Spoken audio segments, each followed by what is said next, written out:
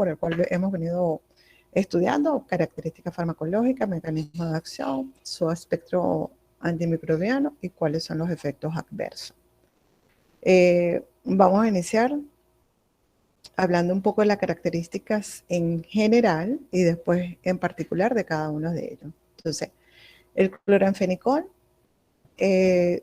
acuérdense que estamos en la familia de los fármacos que inhiben la síntesis de proteína. Recuerden que hay un gran grupo que inhiben la síntesis de proteína 50S y uno más pequeñito que inhibe la síntesis de proteína 30S. Este sería su mecanismo de acción principal, pero también recuerden que para que se forme la cadena debe haber una iniciación, elongación y posteriormente la codificación de la síntesis de proteína para que la bacteria pueda seguir viviendo y multiplicándose. Entonces, pero en línea general lo que inhiben es la síntesis de proteína y lo hacen de forma reversible. También inhiben lo que es la transpeptidación, que es uno de los pasos para que se forme la síntesis de proteína. Este grupo de fármacos, cloranfenicol, son bacteriostáticos, pero igual que los macrólidos, fíjense que comparten el mismo mecanismo de acción. Dependiendo de la concentración que logren alcanzar, pueden ser bactericidas. ¿Ok? Acuérdense de los conceptos de bacteriostático y bactericida. Entonces, tanto los macrólidos como el cloranfenicol realmente son bacteriostáticos, pero si logran alcanzar 2 veces su concentración inhibitoria, tienen un comportamiento de ser bactericida. ¿Cuál sería el mecanismo por el cual adquiere resistencia a la bacteria? Por la formación de una enzima que es la acetiltransferasa. Dentro de su farmacocinética, ellos vienen para ser administrados tanto por vía enteral como por vía parenteral, pero dándole un poquito o adelantándole, solamente vienen para ser usados de forma tópica, ungüento o colirio, y ya vamos a ver el por qué. Se distribuye muy bien, alcanza buena distribución, incluyendo lo que sería el líquido cefalorraquídeo, tiene un metabolismo hepático por el citocromo CYP 450, específicamente en la enzima 3A4, y algunos tienen una excreción biliar compartiendo con una renal. El espectro de acción tiene un espectro de acción amplio, pero solamente ha quedado para algunas infecciones específicas cuando el beneficio supera el riesgo, porque es un fármaco bien tóxico. En caso de meningitis bacteriana, fiebre tifoidea y riqueciosis. Es amplio, abarca tanto gram positivo como gram negativo, cocos, bacilos y anaerobios, incluyendo entonces también gérmenes atípicos.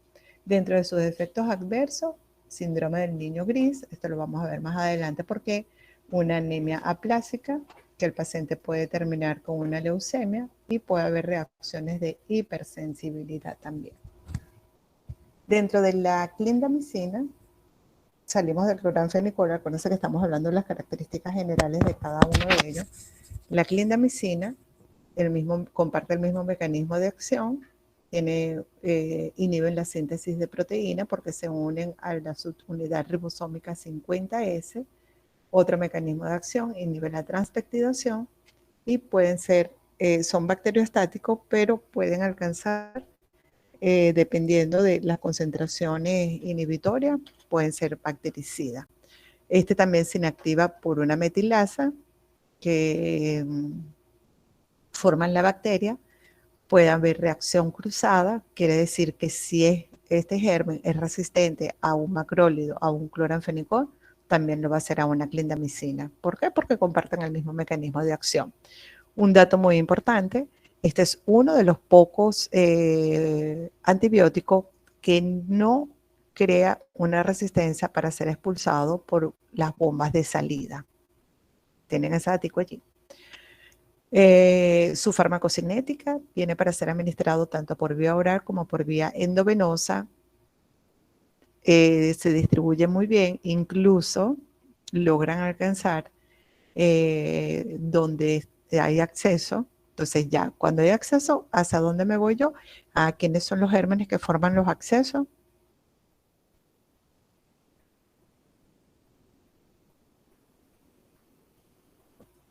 ¿Me escuchan? Los aeróbicos. Los Aeróbicos. anaerobios. Acuérdense que acceso, ¿dónde están los gérmenes que no necesitan oxígeno para sobrevivir? Entonces, ¿quiénes son los que forman los accesos? Los gérmenes anaeróbicos. No se les olvide eso. Ustedes deben haber visto eso en microbiología. Su metabolismo es hepático y su eliminación es renal. ¿Dónde lo vamos a usar o dónde lo vemos más frecuentemente? En infecciones cutáneas, necrotizantes, accesos cutáneos, accesos pulmonares, alcanza buenas concentraciones a nivel de la pleura, queda para accesos cerebrales producidos por el Pneumocystis orebensis, Toxoplasma gondii, bueno, también accesos cerebrales por Toxoplasma gondii, en el acné. Por eso es que ustedes ven que los pacientes, ustedes los adolescentes, bueno, ustedes no son adolescentes, los adolescentes cuando van al dermatólogo siempre les ponen cremas tópicas que contienen clindamicina. Y en vaginosis también logran tener buenos resultados cuando hay infecciones a nivel de la vagina. Tópico, ¿ok? Alcanza concentraciones tópicas. El espectro de acción es amplio. Cocos gram positivos, bacilos gram positivos, anaerobios, que se lo pongo aquí en grande, y en cocos gram negativos también, y gérmenes intracelulares y atípicos. Efectos adversos a nivel del tubo gastrointestinal, las diarreas y nuevamente colitis pseudomembranosa. Bien, yo creo que uno de los datos más importantes o lo que nosotros tenemos que tener presente serían los efectos adversos sobre el cloranfenicol. Este es otro fármaco de esta misma familia. Ellos se usan juntos, la quinopristina y la dalfopristina. Y comparten el mismo mecanismo de acción, inhiben la formación de la subunidad 50S.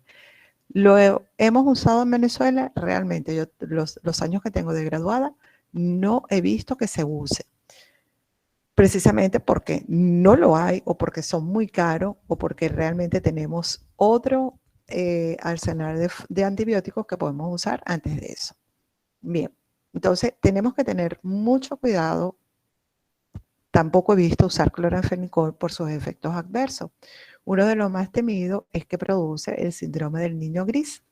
¿Qué es lo que pasa? Recuerden que los recién nacidos o los lactantes o los menores de 1 año o los niños tienen un sistema enzimático inmaduro.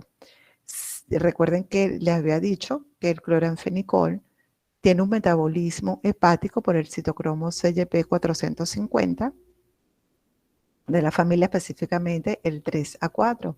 Entonces se acumula y literalmente los niños obtienen un color grisáceo y eso les va a producir secundariamente la muerte. Por eso fue que les dije que hay que evaluar el riesgo-beneficio a la hora de usar. Produce neuritis óptica porque recuerden que a nivel de la mitocondria, este fármaco tiene un tropismo por mitocondria. Y las mitocondrias, donde está más abundante, a nivel de los nervios, produciendo entonces una acumulación de este fármaco a nivel de las mitocondrias, produciendo entonces neuritis óptica y secundariamente la ceguera al paciente. ¿Lo usamos o no lo usamos? Es un fármaco que queda ni siquiera en una segunda línea de opción para utilizarla, sino queda como que de último, no tenemos más nada, el paciente se va a morir, bueno, vamos a probar con este fármaco. A nivel de la médula ósea también hay un trofismo por esta droga, el cloranfenicol se acumula a nivel de la médula ósea produciendo mielosupresión. Produce una alteración de la ferroquelatasa y esto secundariamente puede producir una anemia aplásica que va a depender de la concentración que logre alcanzar el fármaco a nivel de la médula ósea. Puede ser que el paciente se cure, suspendemos el antibiótico y resulta que tiempo después el paciente puede hacer una leucemia. En caso de la anemia plástica, puede ocurrir después del tratamiento y es independiente de la dosis. En la anemia hemolítica, que también puede producir, es dependiente de la dosis, y en la anemia hemolítica se observa o está descrito que ocurre en los pacientes que tienen una deficiencia de la enzima glucosa 6-fosfato deshidrogenasa. ¿Cómo vamos a saber si el paciente tiene esa deficiencia? Estudiándolo. Y realmente estos son hallazgos casuales donde sabemos que el paciente tiene deficiencia de esta enzima. Entonces, recapitulo. En las anemias aplásicas es independiente de la dosis que se le administre al paciente. Es reversible, suspendemos el antibiótico, pero a la larga el paciente puede producir o puede desencadenar una leucemia, igual la muerte. Y en la anemia hemolítica, entonces sí va a depender de la dosis que se logre alcanzar. Pero ¿cuál es la condición de que se produzca la anemia hemolítica? Que el paciente tenga una deficiencia de la enzima glucosa 6-fosfato deshidrogenasa. Tiene una categoría C, por supuesto, en las mujeres embarazadas no se debe usar. Vamos a evaluar riesgo versus beneficio. Y en caso de la clindamicina, de uno de sus beneficios es que se puede acumular, alcanza buenas concentraciones en los polimorfonucleares y en los accesos. Pero ¿cuál sería su efecto adverso? La colitis pseudomembranosa cuando se administra por vía oral. ¿Alguna pregunta hasta ahora?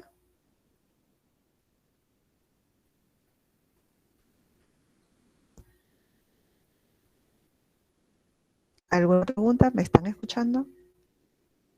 No, doctora, no tengo ninguna pregunta. Perfecto. Entonces, cloranfenicol pertenece a la familia de los fenicoles. Cloranfenicol, fenicoles. Mecanismo de acción, ya les dije, inhibe la síntesis de la proteína uniéndose al ribosoma 50S. Resistencia por el acetiltransferasa, puede ser o viene para ser administrado tanto por vía tópica como por vía parenteral y enteral.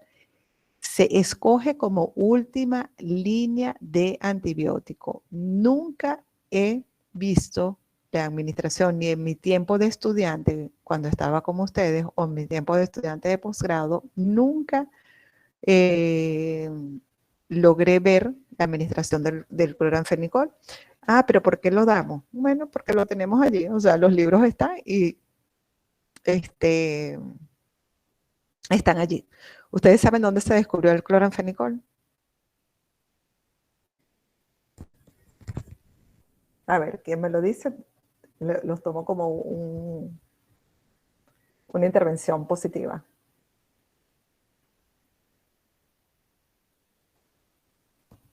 Fue aquí en Venezuela, ¿no? Fue en Venezuela, exactamente. ¿Y cuál es el hongo que lo produce?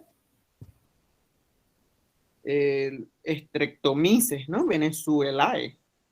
Venezuelense. Ah, venezuelense. Es correcto. ¿Quién habló? Luis Molina. Luis. Exactamente, pero bueno, algo bueno que se produjo en Venezuela, pero no es tan bueno. Hay que darle una carga de ese antibiótico, ustedes saben a quién. Ok, se descubrió en Venezuela cuando estaban investigando tratamiento para la tuberculosis. Y resulta que, bueno, se dan cuenta que, como todos los antibióticos que han descubierto, que tienen un buen espectro de acción, pero hay que valorar el riesgo versus beneficio. Última línea, se distribuye muy bien, líquido cefalorraquídeo, líquido acítico, pacientes que tienen problemas a nivel abdominal o hepático que producen, ustedes deben saber lo que es asitis. a nivel de pleura, polimorfos nucleares, tiene buena distribución a nivel cerebro, atraviesa la placenta, donde se metaboliza en el hígado, citocromo CYP 450. Y por eso es que puede, entonces, a la hora de usarlo, ya les dije, el paciente está en riesgo de muerte, no tenemos más nada, bueno, ni modo, tenemos que usarlo, pero ya saben que puede producirle la muerte al paciente. Puede interferir con otros fármacos y se elimina a través de la vía biliar y la vía renal, tanto a través de metabolitos activos como metabolitos inactivos. En cuanto a dónde lo vamos a usar, fíjense que todo está amarillo. ¿Por qué? Porque hay otros antibióticos con menos efectos adversos, con mejor espectro de acción. Pero estamos en la conchinchina, no tenemos más antibióticos, el paciente se está muriendo, lo único que tenemos es cloranfenicol, ni modo, hay que usarlo.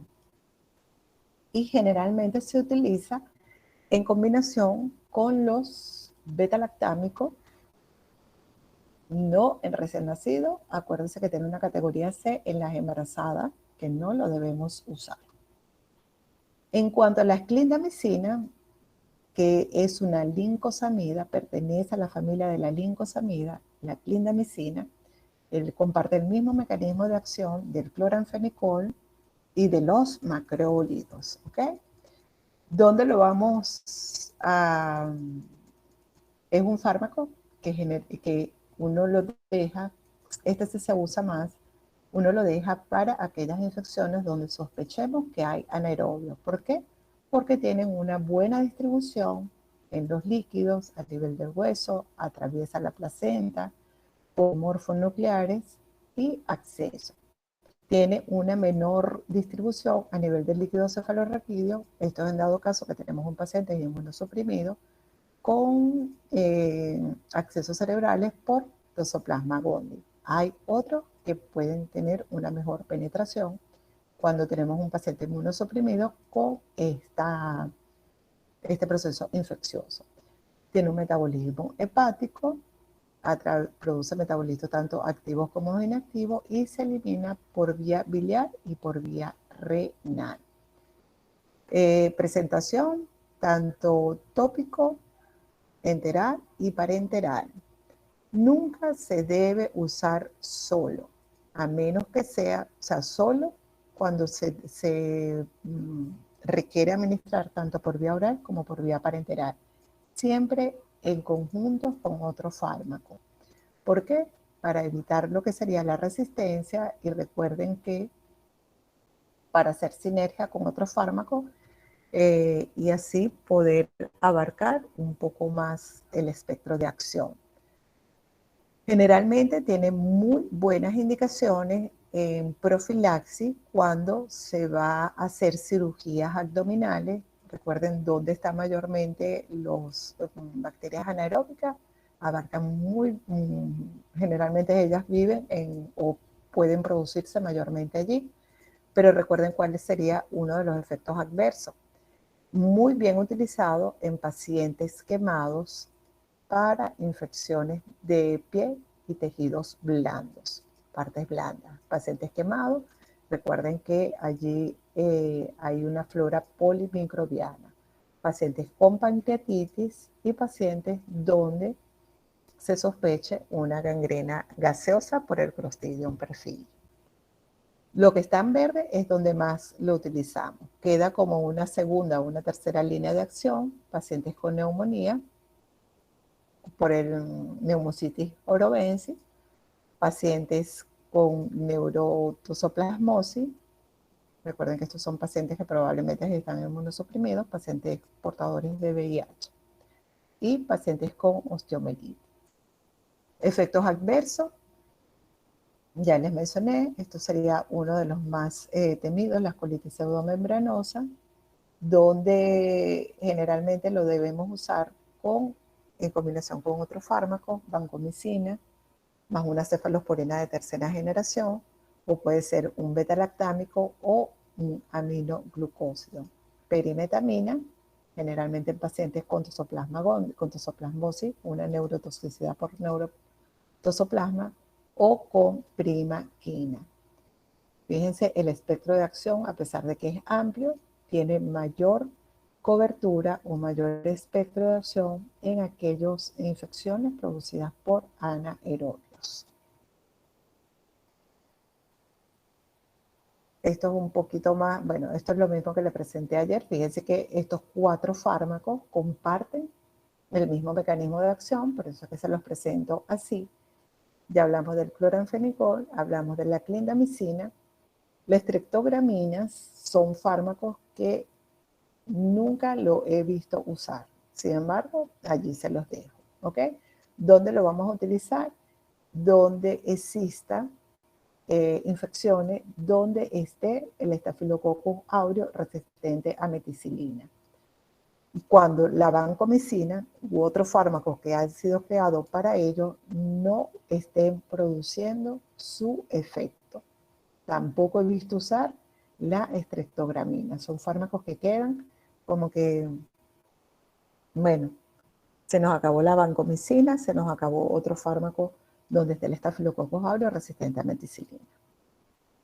Y por último, el linezolid, este sí se utiliza, es un fármaco que generalmente nosotros lo dejamos como una opción, o sea, es un fármaco que está allí, no debemos hacer uso de él de forma inadecuada o en términos coloquiales no debemos prostituirlo. ¿Por qué?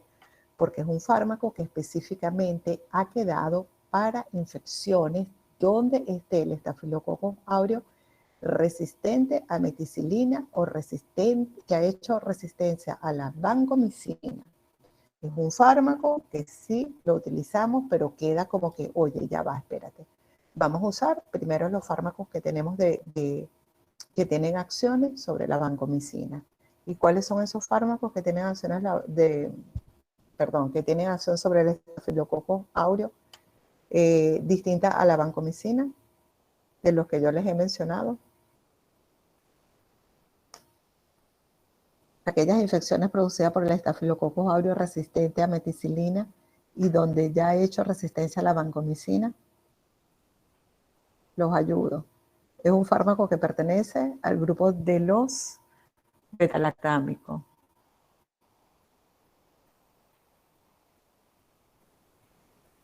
¿Están allí o estoy hablando sola?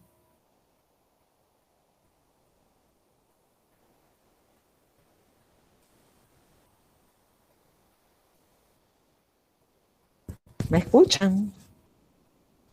Sí, doctora. Sí. O están buscando por internet. Así no se vale. Eso tiene que ser así. De las cefalosporinas de quinta generación. Recuérdense que está la cestarolina. Está la cestarolina. Pero tenemos una infección. Tenemos una sepsis donde el hemocultivo nos reportó un Staphylococcus aureus resistente a meticilina, resistente a vancomicina, resistente a cestarolina, que no la tenemos, pero bueno, montan los cultivos los microbiólogos.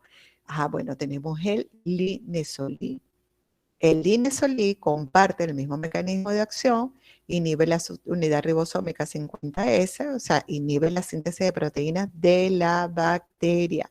¿A qué nivel? En la iniciación.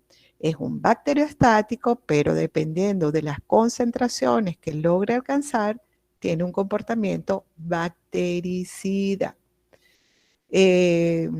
La resistencia es si el estafilococo ha producido una modificación dentro de la subunidad ribosómica 50S, hay un sitio donde se une específicamente, pero modifica la 23S. Viene para ser administrado tanto por vía oral como por vía endovenosa. Y esto puede ser un beneficio para el paciente porque nosotros logramos iniciar primero por vía endovenosa, el paciente mejora, salió de su proceso de gravedad, va para la casa, entonces se puede administrar por vía oral. Tiene buena distribución en líquido cefalorraquídeo, en los alvéolos y a nivel del hueso. Su metabolismo es hepático, su eliminación es por vía biliar. Eliminación por vía biliar. Espectro de acción, Estafilococcus aureus resistente a meticilina. ¿Y el Estafilococcus aureus es un gran positivo o es un coco gran negativo? ¿A quién pertenece? ¿Gran positivo o gran negativo?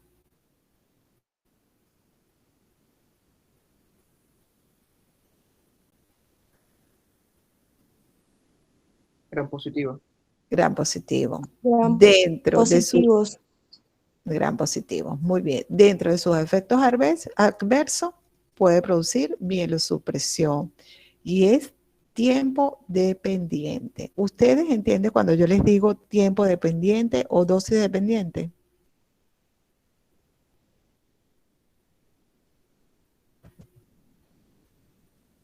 Sí, doctora. Ajá, cuando yo les digo tiempo dependiente, ¿qué quiere decir? Que depende del tiempo en que se administra el fármaco. O sea, que mientras más tiempo lo pongo, mientras más tiempo, o sea, pues, si es para ser administrado cada 12 horas y yo lo pongo cada 8, cada 12, cada 8, cada 8, eso es tiempo dependiente. Y cuando les digo 12 dependiente, en el tiempo dependiente, a mayor tiempo que se le administra el fármaco, hay mayor posibilidades de producir mayor efecto adverso. Y cuando yo les digo dosis dependiente, Que a mayor dosis hay mayor probabilidad de que ocurra un efecto adverso. exactamente. Por ejemplo, hay fármacos que yo les he dicho que es dosis dependiente y tiempo dependiente. Eso es importante que ustedes manejen esos términos. Uno de los efectos que los diferencia el linezolid con el cloranfenicol, que bien se produce mielosupresión, el cloranfenicol también puede producir mielosupresión, es que este produce trombocitopenia. Este produce trombocitopenia, pero ya uno suspende el fármaco y esa médula vuelve a su estado original.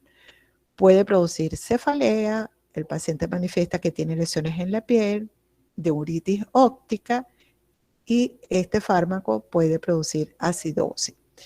Otro dato importante del linezolid, a diferencia de los otros, es que puede producir un síndrome serotoninérgico. ¿Se acuerdan de esto? Ustedes ya vieron en la unidad número 2. ¿Se acuerdan del síndrome serotoninérgico? ¿Cuál es la triada?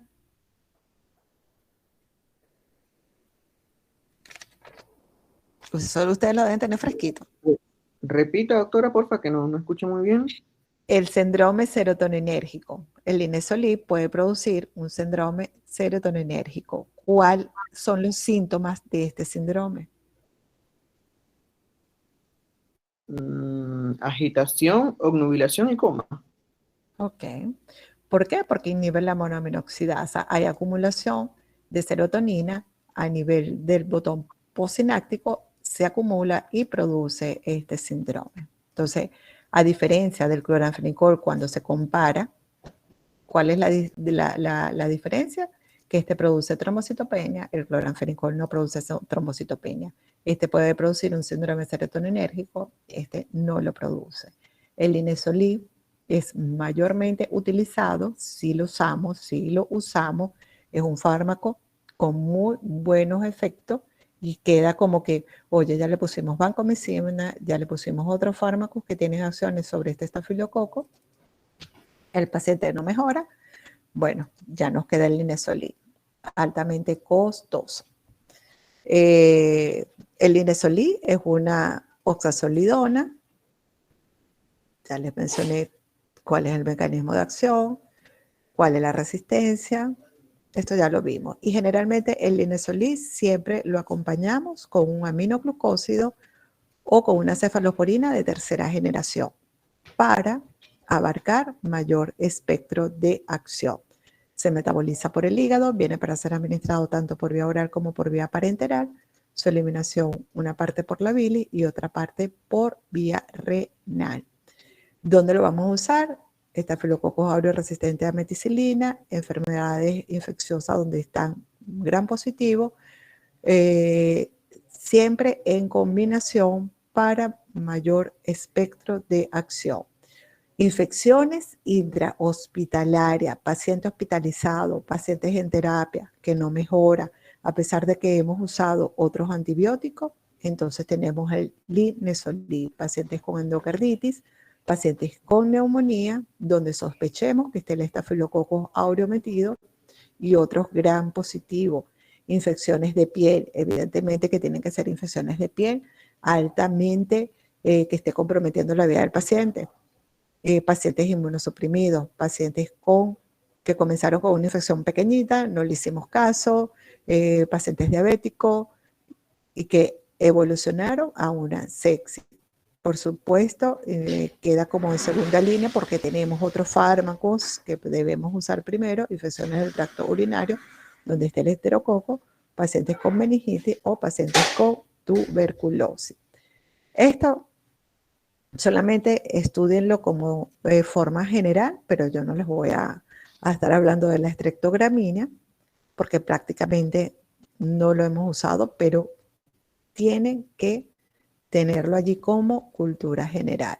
Vienen en combinación quinopristina, dalfopristina, también su mecanismo, comparte el mismo mecanismo de acción, inhiben la síntesis de proteína, uniéndose a la subunidad ribosómica 50S.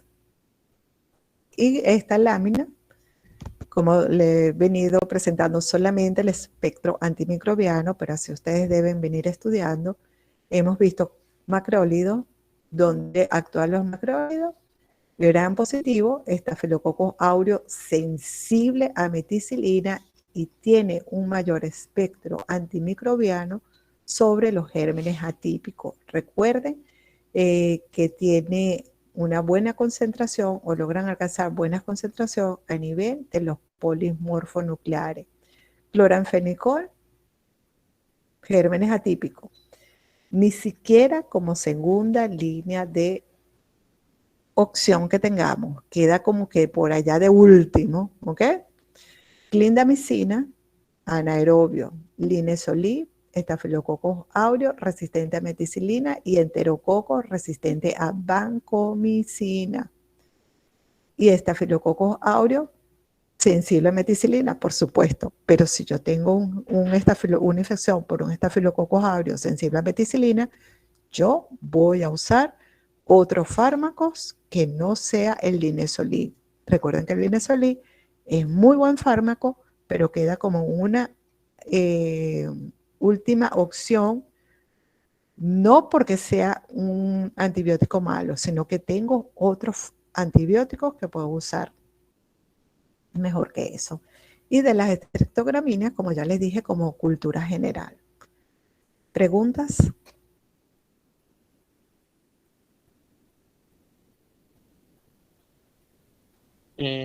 Doctora, el linezolid, ya que lo comparó con el cloranfenicol y produce mielosupresión, ¿no causaría leucemia a largo plazo también, como él? No, este no. Este es reversible, o sea, todo, no está descrito. Produce más trombocitopenia, tenemos que estar pendientes son de los sangrados, pero este no se acumula, no tiene trofismo por la médula ósea, como el cloranfenicol, que sí es tóxico. El cloranfenicol es tóxico porque él tiene, dentro de su estructura química, tiene un anillo de cloro que es tóxico y tiene trofismo tanto por la médula ósea como por las mitocondrias. Realmente lo que lo hace tóxico es ese anillo de cloro que tiene en cuanto a su estructura química. Entonces no han podido modificar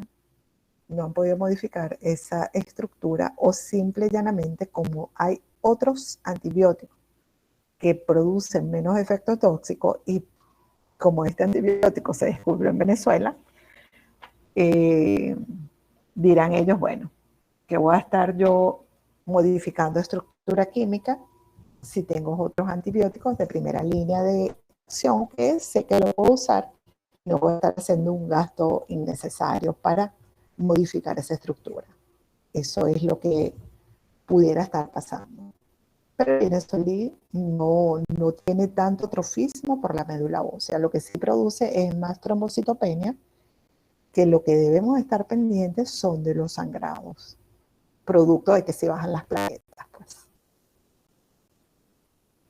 Y este sí se usa. Ojo, este sí lo hemos usado. Sobre todo, yo lo he visto que se emplea en aquellos pacientes que se están dializando. Recuerden que el paciente que se dializa tiene un catéter todavía que no se haya logrado o por algún motivo no tiene una fístula arteriovenosa, que es lo que se hace en el paciente que se dializa, que no tiene opción de un trasplante renal, entonces tienen un catéter permanente, y ese catéter que se coloca en la subclavia o en la yugular, en la subclavia, o en la yugular, son catéteres que generalmente se contaminan. Entonces, los pacientes que se dializan, se les pone vancomicina, y si persiste con el proceso infeccioso, yo he visto que usan el Linezolid.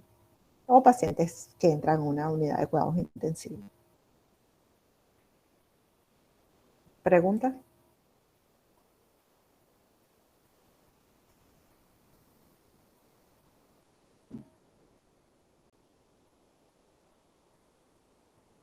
Bueno, si no tienen preguntas, entonces sigan estudiando, le comunican al delegado.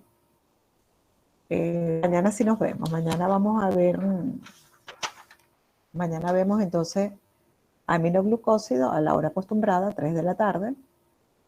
El jueves quinolona, y ustedes le comunican entonces al delegado, a Luis Freire, la propuesta que le hice. Chévere, doctora. Feliz día entonces. Ok, igual para ustedes. Gracias, doctora.